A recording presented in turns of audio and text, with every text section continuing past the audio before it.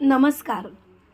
सारंगने सुमित्राला सर्व सत्य सांगितल्यामुळे सुमित्रासुद्धा जानकीच्या प्लॅनमध्ये सामील झालेली असते. आता संपूर्ण रणदिवे कुटुंब ऐश्वर्याला धडा शिकवण्यासाठी सज्ज झालेलं असतं. तर इकडे आपल्याला असं पाहायला मिळतं, ऐश्वर्या स्वतःशीच म्हणत असते, गणपतीच्या दिवशीच या सर्व रणदिवे कुटुंबांना मी घराबाहेर काढेन. नाही ना, या रणदिवे कुटुंबाला मी धडा शिकवला तर नावाची ऐश्वर्या नाही मी. तेवढ्या तिथे जानकी येते आणि जानकी मोठ्याने बोलते, ऐश्वर्या, हे जे काही तुझं मनात चालू आहे ना ते बंद कर.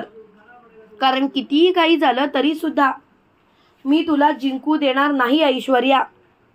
ऐश्वर्या, तू कितीही प्रयत्न कर तरीसुद्धा तुझ्या आयुष्याची वाट लागणारच. तेव्हा लगेच ऐश्वर्या म्हणते, हो का?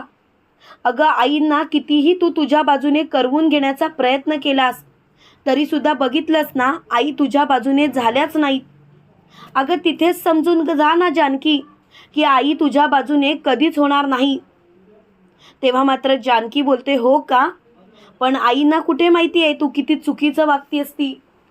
ऐश्वर्या, एक गोष्ट लक्षात ठेव, कितीही काही झालं तरीसुद्धा तुला आम्ही जिंकू देत नाही म्हणजे नाही, आणि तुला आम्ही कधीच जिंकू देणार नाही.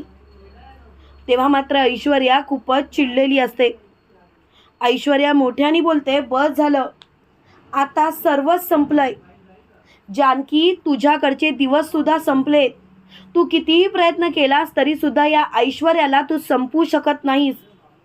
तेव्हा ऋषिकेश मोठ्याने, ही ऐश्वर्या कितीही उड्या मारत असली ना तरीसुद्धा मला आता एक गोष्ट कळून चुकली आहे, ती म्हणजे तू कितीही उड्या मार, काही कर तरीसुद्धा ऋषिकेश आणि जानकी तुझ्या या नाटकाचा पर्दाफाश करणार म्हणजे करणारच.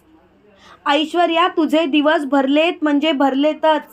तेव्हा मात्र ऐश्वर्या बोलते, पुरे झालं. तुम्ही कितीही प्रयत्न करा, काहीही करा तरीसुद्धा मी तुम्हाला जिंकू देणार नाही. तेव्हा मात्र ऐश्वर्या खूपच चिडलेली असते. इकडे आपल्याला असं पाहायला मिळतं, सुमित्रा जानकीला म्हणत असते, जानकी, कितीही काही झालं तरीसुद्धा एक गोष्ट लक्षात ठेव जानकी, आपल्याला लवकरात लवकर काही ना काहीतरी केलंच पाहिजे. कारण त्या ऐश्वर्याला मला आता कधी एकदा धडा शिकवते असं झालंय. तेव्हा लगेच जानकी बोलते, आई तुम्ही नका काळजी करू, काही झालं तरीसुद्धा मी शांत बसणार नाही. त्या ऐश्वर्याला तर मी धडा शिकवणारच, आणि तोही लवकरात लवकर. तेव्हा मात्र जानकी खूपच चिडलेली असते. त्यावेळेला लगेच सुमित्रा बोलते, जानकी, तुला जी मदत पाहिजे ती मी करेन, तू अजिबात काळजी करू नकोस. तर इकडे सारंग ऐश्वर्याच्या रूममध्ये आलेला असतो. रात्रीच्या वेळी आलेल्या सारंगला बघून ऐश्वर्या चांगलीच घाबरते. ऐश्वर्या खूपच घाबरलेली असते. तेवढ्यात मात्र सारंग बोलतो, ऐश्वर्या, तुम्ही मला फसवलं. ऐश्वर्या, तुम्ही मला का फसवलं? तुमच्यावरती मी जीवतोड प्रेम केलं, पण तुम्ही मात्र माझा विश्वासघात केलात. ऐश्वर्या, तुम्ही कधीच माझ्यावरती प्रेम केलं नाही. तेव्हा लगेच ऐश्वर्या बोलते, सारंग, तुम्ही असं का बोलताय? सारंग, मी तुमच्यावरती मनापासून प्रेम केलं. सारंग, तुम्ही असा विचारसुद्धा करू नका.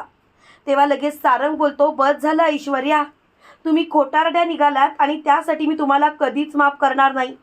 ऐश्वर्या, तुम्हाला धडा शिकवणारच मी, त्यासाठीच तर मी परत आलोय. तेव्हा लगेच ऐश्वर्या बोलते, सारंग प्लीज असं करू नका.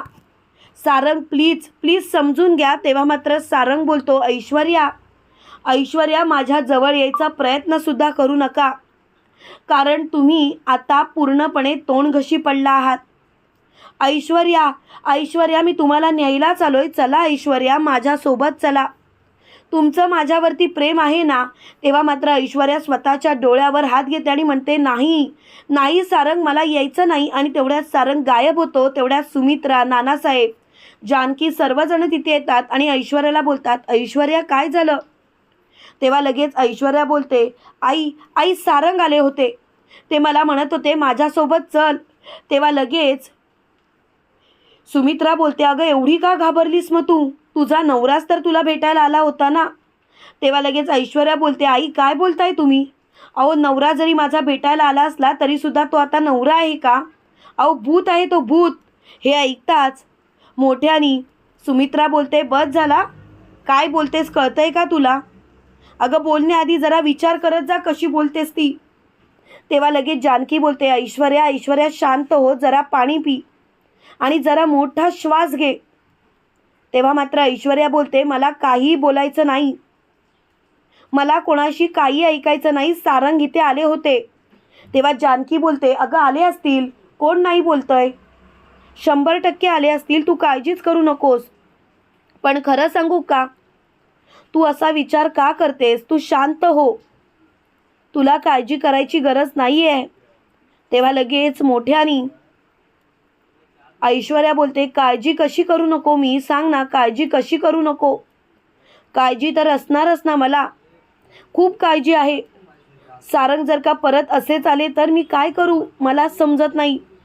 तेव्हा मात्र मोठ्यानी सुमित्रा बोलते, अगं असं काय करतेस, त्याच्यावरती मनापासून प्रेम करतेस ना, मग तू असं कसं काय वागू शकतेस ऐश्वर्या? ऐश्वर्या अगं जरा विचार कर वागताना. तेव्हा लगेच ऐश्वर्या बोलते, आई अहो तुम्ही सुद्धा जरा विचार करा ना, तुम्ही बोलताय ते सर्व गोष्टी मला पटतायत, पण प्लीज प्लीज आई समजून घ्या ना, असं नका ना करू. तेव्हा मात्र सुमित्राला खूपच राग आलेला असतो आणि सुमित्रा ऐश्वर्याला बोलते, ऐश्वर्या एवढीच जर का भीती वाटत असेल तर माझ्या रूममध्ये चल.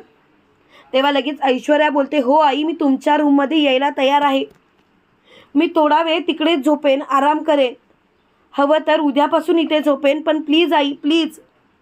तेव्हा मात्र मोठ्यानी जानकी बोलते, ऐश्वर्या अगं सारंग भाऊजींवरती तुझं प्रेम आहे, तू त्यांच्याशिवाय राहू शकत नाहीस आणि तेच सारंग भाऊजी तुला भेटायला आले तर तुला त्रास होतोय ऐश्वर्या.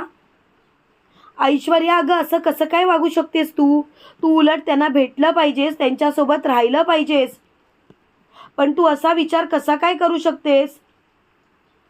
तेव्हा मात्र ऐश्वर्या खूपच चिडलेली असते. ऐश्वर्या म्हणते, जानकी वहिनी प्लीज प्लीज जरा शांत राहाल काय तुम्ही? तेव्हा लगेच ऋषिकेश बोलतो, आई आता तूच बघा, म्हणजे ऐश्वर्या कशी वागते ती, ऐश्वर्याचं वागणं किती चुकीचं आहे ते, मला तर ऐश्वर्याचं वागणंच पटलेलं नाही. तेव्हा लगेच सुमित्रा बोलते, ऋषिकेश जानकी स्वतःला सावरा, उगाच आकांतांडव करू नका, शांत बसा.